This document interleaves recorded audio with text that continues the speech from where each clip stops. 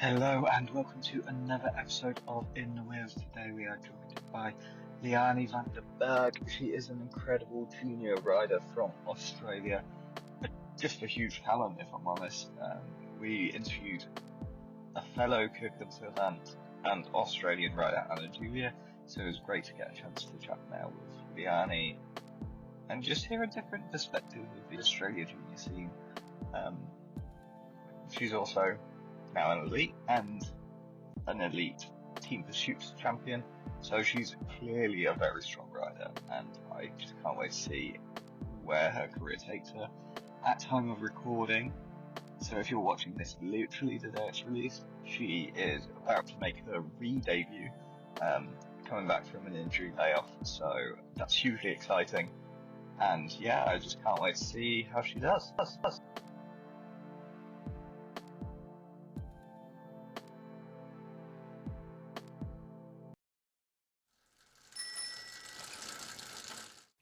Hello, thank you so much for joining me. How are you doing?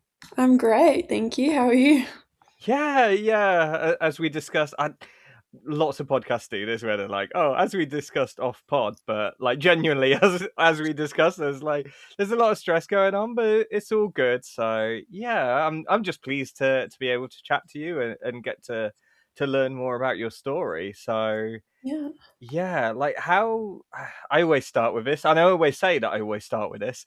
Like, how did you get into cycling? Like, what was that journey? Yeah, well, my dad has always been a cyclist. My dad and my grandpa, they were Oh, cyclists in South Africa. I'm originally from South Africa. wow. Um, so yeah, they've always done it. So I've always been around it, but I've never really been interested in it. I was more of a netballer here in Australia, playing in school and in club. Can I Um, guess? Were you wing attack, no, goal goal attack? attack. Goal, Yeah, yeah. always the second one. Yeah. And then 2020 COVID kind of era, Yeah. we I live in Adelaide and we have the Tour Down Under down there, and Mm. we've always gone every year because of my dad loving cycling. And then one year we there was a TID set up, which is the talent identification Mm. program that the South Australian Sports Institute hold. And it was basically just a watt bike, and you just go on there and I think it's like an 8 second sprint, and I you do obviously go as hard as you can, and then your number stays on this whiteboard for the whole TDU. And the top five, I think, go through to more testing, and then you get into the program if you make it further enough. And I went back every day, and my name stayed on the whiteboard for the whole week, and I made it through to TID and started that way. That's so cool because like I've done some not the same level, but like there was some I did at a company once where yeah there was a leaderboard, and I'd be going back checking like every couple Yeah, of hours and be like, oh, been knocked down, and partly because it had a cycling element. I was like super proud to use my whatever talent I have got I wanted to use. yeah, I was on the leaderboard, and then like one guy came and he absolutely smoked it. I was like, okay, well, I'm not beating him. I'll settle for third, and just took a podium. I was happy with it. I couldn't improve. Like so, yeah. yeah, that's amazing. Cause like that means you've only really been in it what 6 years properly. Like Yeah, and I think the first year or two, I was kind of just doing it on the side because I was allowed to be involved in the program, and it was like run once or twice a week. mm, But that was my first year of high school, and that was also the first year of me starting in. I was in the special interest netball program at my school, so that was my main focus. So yeah, I've probably only really been racing for four years now. that's crazy because like in that time you've done so much already. Like you're national champion and on the track. Yeah. Um, like yeah, also like junior national champion as well as elite. Like how does it feel to get that sort of green and gold in both categories, I guess? Oh, it's really cool. I think this year I my elite national title's in the team pursuit on the Mm. track, and I wasn't even supposed to be in that event. I was just a No. reserved rider. And I literally got the call up, I think like 10 o'clock the night before that I was going to be doing it. And to me, that was really cool because our state team had two of the Olympic girls in it. Mm. And then a couple of them going to the Com Games again this year. So being able to ride in the gold final with them was, yeah, really special. And then to add that elite national title to my name was just super cool. Yeah, because Maeve Plouffe was in it. Yeah, Maeve Uh, Plouffe and Sophie Edwards. that's the one. Yeah, I couldn't remember the second one, but yeah, like that's crazy to also do that as a reserve. Like, did you have any nerves then, or was it like too short notice to kind of get nervous? If that makes sense. Like, Yeah. I mean, I was a bit worried for my start because those girls start a lot faster than me. And I honestly didn't have much track training going into track nationals this year because my focus was for the road. So they were also on like bigger gears than I'd ever run before. So it was something different, but I think because it was so short notice, there was almost not a lot of pressure. And I mm, just had to, I knew my plan, I had to just execute it. And when it all worked out and all the coaches and teammates were so happy, it was just like such a big relief and such a great moment. because yeah, I have visions of like being in the start line or like being held up and hearing the gun and everyone going and be like, shit, I better keep up, like, Yeah, and getting dropped like before the first corner would be kind of galling in a team pursuit. But yeah, yeah. like that's mad. And like, I get like at that sort of speed, how conscious are you, or are you like so dialed in that you don't even kind of know what's going on? If that makes sense, or are you like super analytical all the way around and be like, "Oh, we're going so fast." Like, how's that feeling? Yeah, I mean, we're going so much faster in an elite team pursuit than you would in an IP or even as a junior. I think the time we rode at nationals was 10 seconds faster than my PB from December. So it's the speed difference is crazy over only 4 kilometers. And Mm. then my position has always been pretty good on the bike. And compared to those girls who are in the wind tunnel on the Olympic bikes, it was just like you're just being carried around the track so quickly. It's you almost, yeah, you don't really know what you're doing. And yeah, on those gears as well, it was my plan was literally I just had to go as hard as I can to deliver the girls into the last couple Ks because yeah, there wasn't much else I could do. I just had to absolutely bury myself. Ah, is it quite fun then being the sort of designated droppee, where it's like, well, I know I get to do only half of this or however much. Like, do you just go, well, now I really can rip it up, or like, Yeah. yeah, where did your head go for that sort of scenario? Well, it was actually my first time being the rider to pull out. I'd never done that before. I was usually have to always finish it. So it was actually very weird pulling off and the girls are still going. Mm, We kind of got in a little bit of trouble because I didn't get off the track quick enough because I wasn't sure when I had to or like what was because they're going so fast around the track. It's really hard to find the time to just dive down and get off. Um, but yeah, yeah, I'm not like, I mean, I kind of get the logic, but also like, can't you just like hold on to the top rail, like just, do you know what I mean? Just be allowed to just sort of yeah, ease off at the top, just hold on because they ain't coming up there, especially not on a straight. Like, no, definitely not. so that Yeah, would it be was. incredibly safe. Yeah, I mean, I stayed well out of the way. I stayed right No, at the yeah. top. But I think the part of it was, again, being on those bigger gears and you're trying to slow down. The Brisbane track in the bend specifically is a lot steeper than the one in Adelaide. So Mm. you actually have to really put some pressure down just to keep going and almost not slip. You're not going to slip that easily. But yeah, it was like a matter of I'm going so fast delivering the girls and then have to back it all off because you also have just done 100% effort. And then it was like a moment of, oh, I've never done this before. I don't know when or how I'm supposed to get off the track. And Mm. both the teams have, like the other team on the other side of the track had also some of the girls who are now going to the Com Games this year. So they're also moving freaking fast. So Yeah. it's just like a matter of like, do I stop? Do I keep going? what do I do? Yeah. But one of the things I quite like about the way Australia does the sort of nationals is that you are in state teams. It's like what the six states, ACT, which is what the capital territories, I think, Yeah, is the official name or whatever. Basically, Canberra and surrounding yeah. areas. And then there's also like some of the islands are included. I seem to recall. We've got Northern Territory, but they don't actually have anyone that really comes. And then Mm. WA for Western Australia, Queensland, New South Wales, Victoria, Tasmania, and then Ah, ACT. yeah. I thought there was like others like I don't know what I was thinking actually, but yeah, I seem to recall seeing some others racing, but maybe I I misremembered. But think usually we do have some other they like other countries are allowed to come race our nationals. They're just not allowed to win the title.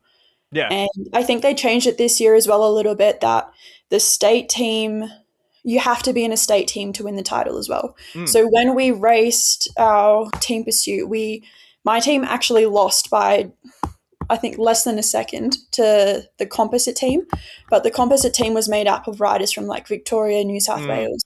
So they weren't allowed to actually win the title. So Oh, yeah, it's all a bit different. But when we race Oceanias, which are also sometimes in Australia, they have like the different islands that are part of Oceanias and can come race there. yeah, yeah. Because what I really like though is that because you have to do it in state teams, like in the UK when it's the British nationals, it's like all the Olympic stars rock up and they just sweep everything, and like in the team sprint, it's just the Olympic team sprint turn up, like, Yeah. and they race as that team. But like that wouldn't work for you because like I can't even think of names off the top of my head, but like you know, you in the team pursuit, you couldn't have Alyssa Pilates riding with Maeve because they're Two different. registered for different states, and I think that Yeah. actually makes it stronger because there is that a kind of a flattening of competition, but that makes the competition harder. Yeah, and it gives some other riders opportunities. Like, for instance, it gave me the opportunity to ride up with the girls. And we're just lucky in the situation that we're in is actually most of our, or at least for the previous years, most of our Olympic and Com Games team girls are from South Australia. Mm, So, like your riders like Alex Manley, Sophie Edwards, Maeve Plouffe, they're all from SA. yeah, So, we just naturally have a strong team. And I think that's based as well on the fact that the track program is based in Adelaide. yeah, that probably helps, doesn't it? But we're gonna move away from track and onto roads. It's like, well, there's so many things going on for you. Like, this is your, I'm guessing, second trip to Europe. Yeah, second. How does it feel second time round? Are you like, oh yeah, I know what I'm doing now, or are you still kind of learning as you go? Yeah, I mean, I know what I'm doing now in terms of how the races work and living outside of the country. But it's a very different setup for me this year. Last year, I had the opportunity to go with ARA, so it was an Australian team, Hmm. and everyone involved was from Australia. I knew them. We raced with together already in Australia, so everything felt very familiar. I always kind of described it as I didn't really feel homesick last year because it's like I brought everyone with me. Hmm. Where this year it's a whole different environment. We're in sort of a little team apartment, which I do have an Australian with me, but we do have girls from New Zealand, Switzerland, Poland. So it's just yeah, girls from everywhere. And yeah, it's feeling a lot different this year. But at the same time, we have a great support system within the team, and it's been a needing to adapt to it, but it's been great. Yeah, yeah, because you're with the Kirkens Redant team, which is like it seems like a really good setup for taking on riders who are maybe not in. I'm trying to think the best term to use, but like not a cycling majority country, not like Netherlands or Belgium, Yeah, basically. yeah, Like although they're a Belgian team, they take on riders from a lot of different nationalities, and I think yeah. that's really cool and pretty diverse, and it's great to see. How did even yeah, how did signing for them come about? Was it a conversation where you had to reach out to them? Did they reach out to you? Like, how did that kind of yeah all go down basically? Yeah, I mean, I was kind of just looking around for a team last year. After track worlds, I honestly had no idea kind of what my plan was. I just knew I wanted to come back and try again.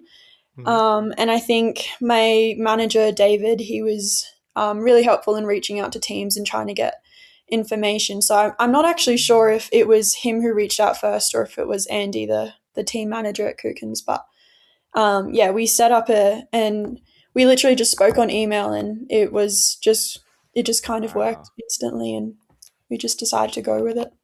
Yeah, that's crazy. Like, because yeah, just even the concept of coming all the way from Australia just to race in like Belgium and Europe in general. Like, how much planning do you even have to put in? Like, I guess. Yeah, Yeah, my head's trying to. I can't yeah, even formulate a question because it's spinning so much. Like, yeah. yeah. I mean, this year the hardest part was the flights because when I needed to go over to Europe was when the war was happening and we were flying through Christ. Dubai, so we Yep. actually couldn't.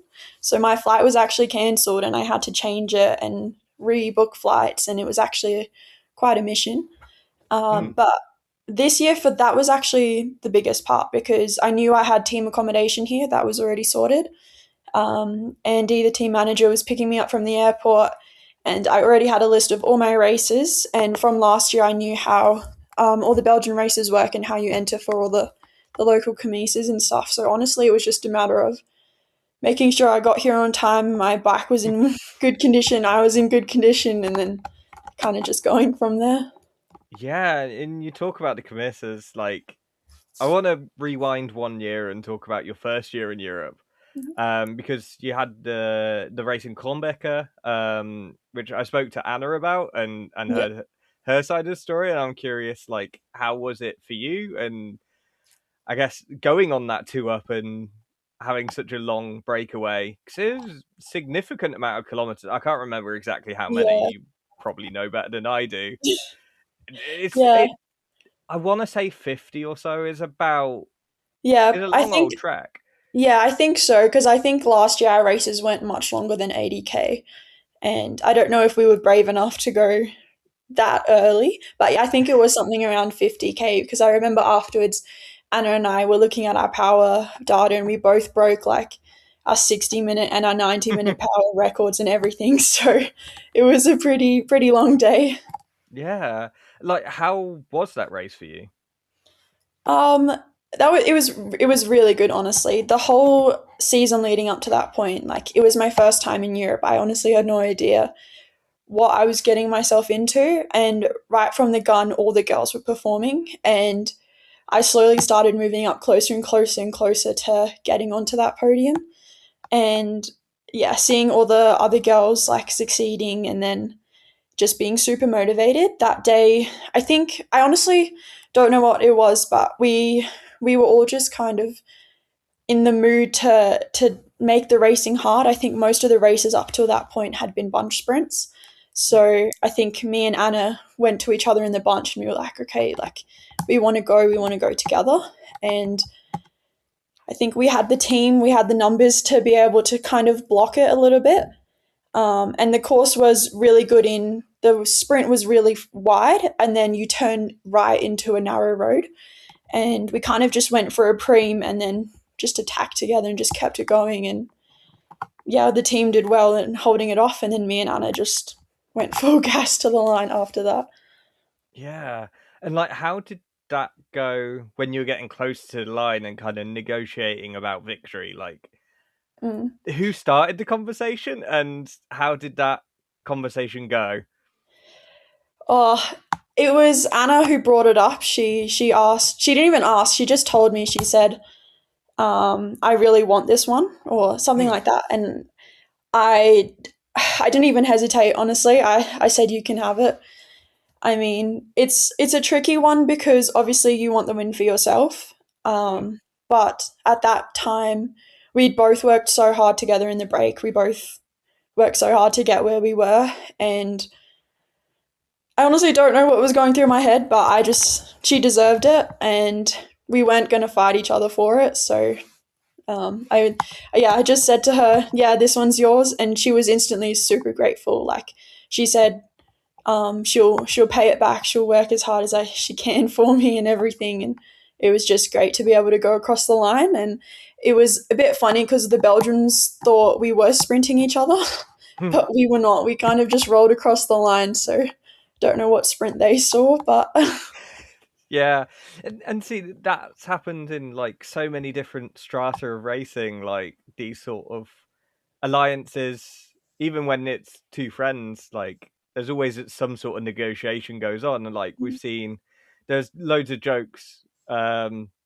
When was it Christophe Laporte won a race just ahead of Wout, and like Wout clearly had gifted it to him, yeah, and everyone was joking like, oh, when they're 60, like Laporte's going to be doing lead out duties just for the groceries and stuff like that. yeah, That's a lifelong paying back. That yeah, so yeah, I hope you got like a few cups of teas made and things like that as well, just out of the bargain, just to be yeah, like, yeah, remember that? Like, do you reckon we could yeah. grab us You owe some me for food? that one. Yeah, Yeah. but like, how does the racing compare then to Australian racing? I think it's quite different, honestly. Hmm. I think the Australian racing scene has really stepped up. I raced Pro Velo again this year, and I was Yeah. fortunate to be able to race the whole season. I think last year I only raced 2 rounds. And the girls, you can tell that they've been going to Europe. They're really hungry to race, and the racing now has just really leveled up. I think just in Belgium, it's kind of more if someone attacks and they're brought back, someone else attacks. Where in Australia previously, it's almost there's too much of a lull. No Hmm. one's really wants to go. But that really has changed this year. I feel the racing, yeah, was a lot more fun, a lot more aggressive. But yeah, it's still definitely growing, and I think the Pro Velo is definitely helping with that. Oh, that's great. Because yeah, like the way I see British racing, I don't know how much it's changed, but certainly when I was doing junior racing, it was like you just went full gas, and it's like whoever's left wins. Basically, it's like Yeah, there's no lull. Like that doesn't happen. yeah, Or maybe I was just so bad that I didn't feel any lull when there was one. But yeah, like, yeah, it's kind of mad. But like Belgians typically like I guess stereotypically they love to just proper race, and mm, like that's where you're gonna get your racing experience, and as you said, like the non-stop attacks. How's the racing been going this year? I know it's not been the smoothest year for you, but yeah, how's it been so far? it's been good. The racing is also completely different in elites than it is to juniors. I found. Mm-hmm. Um, I've been able to race some UCI 1.1s this year, so again, racing against those Conti girls, even some World Tour riders. So that's been really cool. But yeah, you're kind of just as you've leveled up, you're kind of taking a step back again. You're back to the bottom of the ladder and trying to navigate your way through bunches that are, yeah, 160 riders plus, and you come from Australia where it's like 30 or 40 riders, and then juniors, maybe like 80 riders in Belgium, and then now it's like 180 riders. And then the roads don't change. They're still narrow. There's still lots of road furniture, and it's just, yeah, navigating your way around, and it's just nonstop. It's just so hard, and you need to be at the front in those moments because everything else happens at the back. And even if you're strong enough, if you're on a wheel of someone who isn't and they're gone, then you're most likely also gone. So yeah, it's been another learning opportunity this year to really figure out how I need to race, what I need to improve on to be able to be up there amongst those top riders. But I was definitely getting closer and closer to moving up to that point until my crash, but I still have some of the season ahead, and hopefully you can improve on that. Yeah, well, I guess yeah. The question there is like, what actually happened, and how long has it taken out of you to get back to here? Yeah, I mean, I crashed um, in a UCI 1.1 Hmm. in middle of May, and Okay. it's been a month now, I think. Mm. Um, I was actually 3 weeks post operation yesterday. I broke my collarbone. I It was just 4K to go. It was just a pile up, and I think in that moment there was a gap in the bunch, and I was taking that gap, and I was obviously moving quite a bit faster. So I Yeah. think there's Okay. a video, and I look like I didn't even try to brake because I'm just moving so much faster than everyone else. And I just had nowhere to go, and I went for a bush, thinking a bush would be a nice soft landing. But instead, the bush stopped my bike, but I kept going over the bike, and Yeah. yeah, landed straight on the collarbone. First time breaking the collarbone as well. But yeah, luckily I was able to get surgery within 3 days. And yeah, on the mend now, but not allowed to ride on the road for 6 weeks. So still 3 weeks of indoor riding, and have only been allowed to be back on the bike for about a week and a half now. So it's been a little bit Yeah. rocky, but we're definitely getting back. So And I have a feeling like turbo sessions in June hit a lot different to turbo sessions in the dead of winter. yeah, yeah, and Like, I'm in Andorra right now as well, so it's my first time in altitude.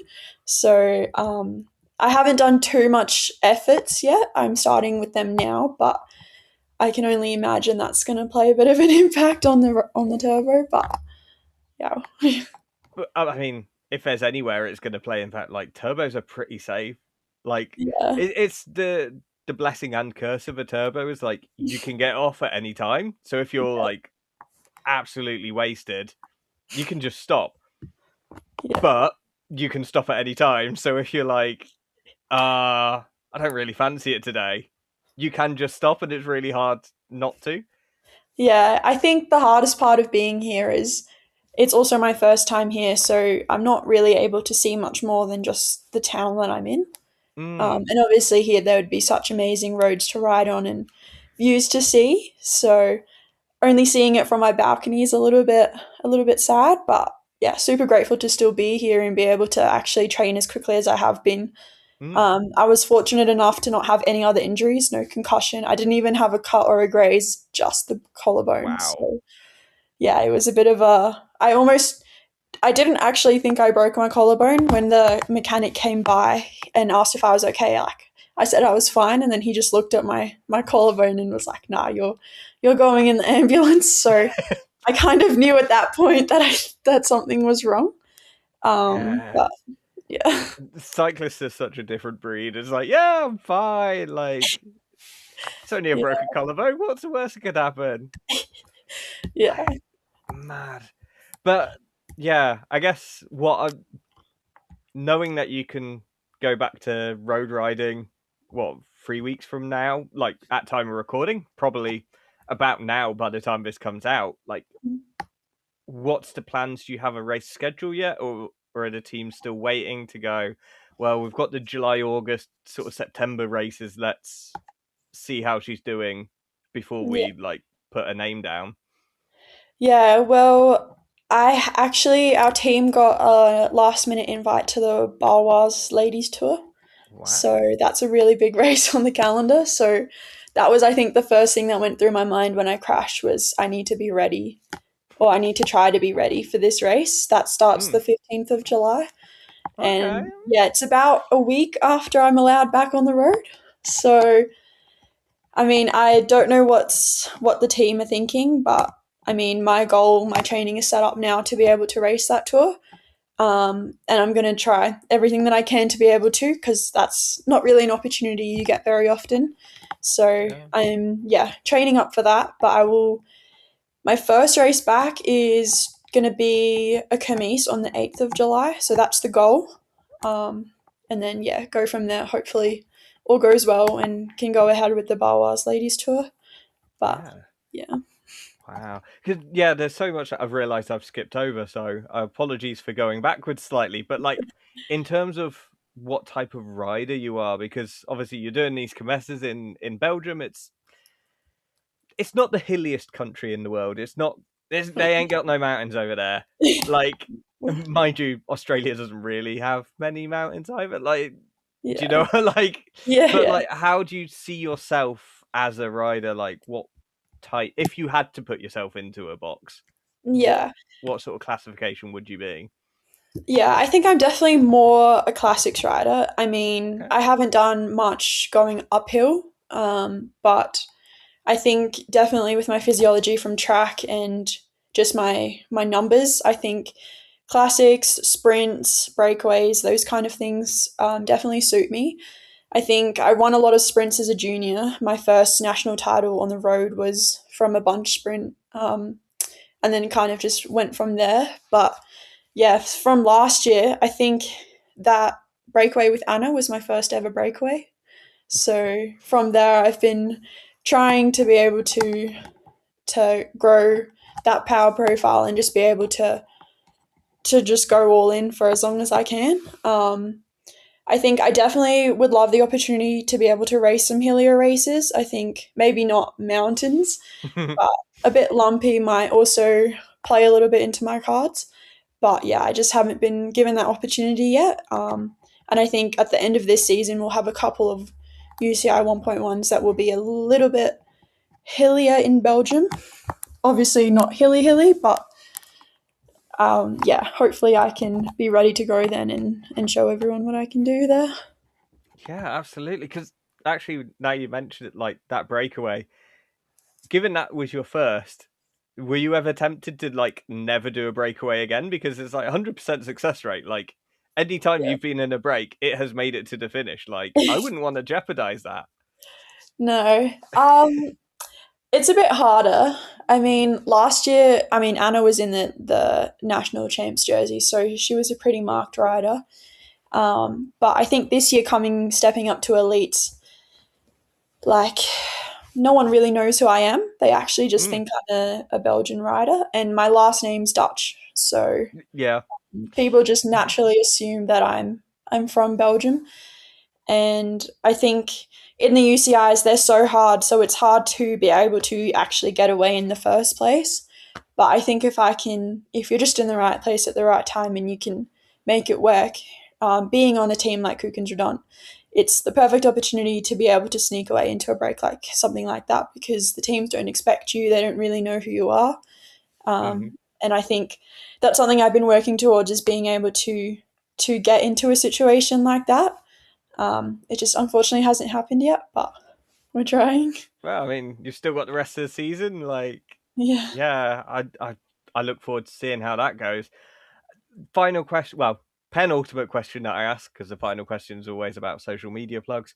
Like, if you could only win, like, if I came to you and I said, "Look, I've made this deal, like some cosmic deal that I have control over somehow, I don't know how, but like, you can only win one race in the rest of your career." Like, and if it's GC, you're not winning the stages, you're just winning the overall. Like, if you pick like the Tour of Britain, you ain't winning a single day, but you're going to win on time overall. Like, which race are you picking? Well, that's obviously a really hard one. Hmm. Um, I don't know. I think I've always wanted to be a GC rider, but I think I just love the classics so much, and I think something like Tour of Flanders would be just an amazing race to win. Yeah. I think it's definitely a race that can suit me if given the opportunity to be able to get there. So yeah, definitely Tour of Flanders. Um, Next question then, like solo or in a sprint? Like, how are you winning this? Oh, I think solo would be pretty damn cool. I love watching like the riders, like even in Paris Roubaix and all the other classics. Just like they're on the limit. I love being on the limit and just watching them being followed by that camera. And you don't think you've won yet, but you kind of have that little gut feeling that you've made it, but you're still not quite at the finish line. And I Hmm. think that that would be such a cool feeling. And knowing that you've won such a big race like that by yourself, it's not been down to chance. It's like you've earned that. I think that would be really cool. Yeah. Yeah, that sounds amazing. So, how can people keep up with you, keep up to date with all your goings on, see your kind of recovery journey, I guess, and views from the balcony in Andorra, as well as when you get into racing? Oh, definitely the Instagram. Hmm. Trying to post. on there, I think I've realised how lucky I am to be able to be in Europe and being able to be in places like Andorra and Girona and Belgium and just all those places. So definitely the Instagram. Manchester, even. I saw you were there once. I was like, Yes, that's true. I think you picked a rainy day, which in Manchester is like near 100% chance of getting, to be fair. Yeah. So, Yeah, no, it was such a spontaneous trip. Like, my friend just asked if I wanted to go for just the day, and it turned out to be reasonably cheap. And because I wasn't allowed to ride at that point, I was like, I'm not really going to have another opportunity to just go to Manchester in the UK without a bike and just explore. yeah, it's amazing. So yeah, we'll make sure that on screen is your Instagram right now, so people can see it. It'll also be in the show notes, so again, so people can find it. And yeah, all that's left for me to say is thank you so much, and yeah, I look forward to seeing how you get on with the rest of the season. Yeah, thank you so much. Thanks for this opportunity. Well, there you go. That was Leani van der Berg. I hope you enjoyed it as always. Give us a like, give us a follow, all that good stuff. We're hoping to bring you some more good chats in the future. Just taking a slightly more calm approach and not pumping out content weekly. But hoping you get a lot out of these regardless, and that you stay with us for the ride. Until next time.